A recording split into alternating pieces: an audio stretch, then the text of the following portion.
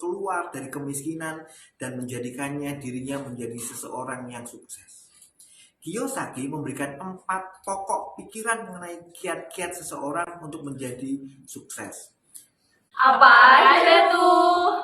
Nah, ini yang pertama ya. Control your emotion and turn it to your favor.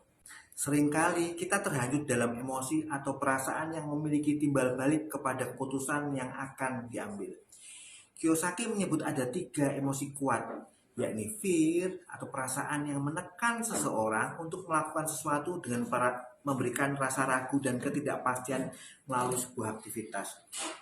Berikutnya desire atau perasaan yang menghalangi seseorang untuk melihat suatu hal dengan memperlihatkan kesenangan semata. Kedua emosi tersebut akan menyempitkan sudut pandang seseorang untuk hidup karena banyak kesempatan yang terlewatkan. Jelek, maunya senang-senang doang. Ya kan kayak kamu, hobinya main cuman senang-senang doang. Yang berikutnya adalah ignorance, kondisi seseorang yang sudah tidak memperdulikan kualitas dirinya dan tidak mau mencari informasi terhadap lingkungan sekitarnya. Ignorance timbul karena seseorang termakan oleh fear dan desire. Emosi ini dapat menimbulkan efek domino kepada masyarakat. Gimana tuh contohnya? Misalnya, ketika seorang dokter menaikkan harga jasanya untuk kebutuhan hidupnya, maka masyarakat pun akan menuntut kenaikan harga untuk kebutuhannya. Untuk mencapai kesuksesan, orang-orang harus bisa mengendalikan ketiga emosi ini, sehingga mereka dapat berpikir lebih tenang dan jernih. Dengan demikian, keputusan yang diambil akan lebih bijak. Never give up and never stop to learn. Kiyosaki paham bahwa kegagalan merupakan sesuatu hal yang pahit. Kesalahan besar jika seseorang menganggap kegagalan sebagai sebuah akhir dari segalanya dan memutuskan untuk berhenti.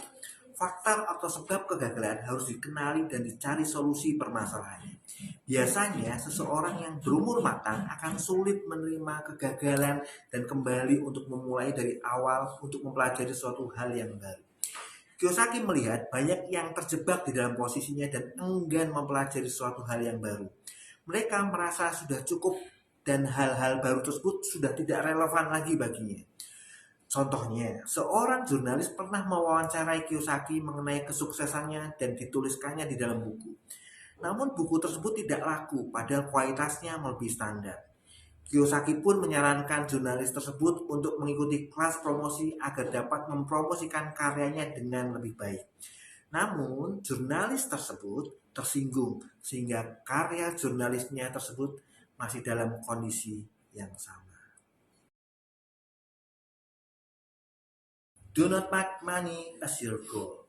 Dalam menjalankan profesinya, setiap orang pasti menerima upah dalam bentuk uang. Namun sayangnya, banyak orang memiliki pemikiran di mana mereka bekerja hanya dengan tujuan untuk mencari uang.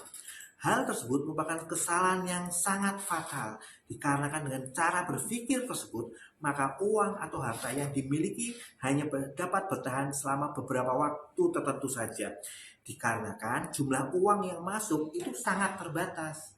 Gimana caranya biar punya uang terus? Nah, tenang aja. Supaya uang bisa terus berjalan, maka yang harus kita lakukan adalah berinvestasi sehingga uang itu terus berputar dan menghasilkan pendapatan untuk kita. Know the difference between asset and liability.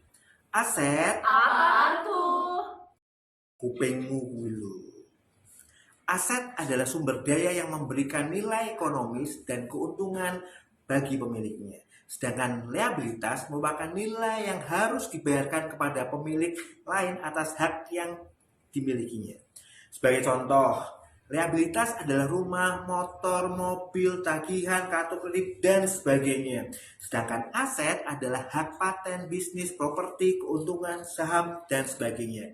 Kesalahan seorang berinvestasi yaitu mereka salah mengenali liabilitas sebagai sebuah aset tanpa mengetahui nilai.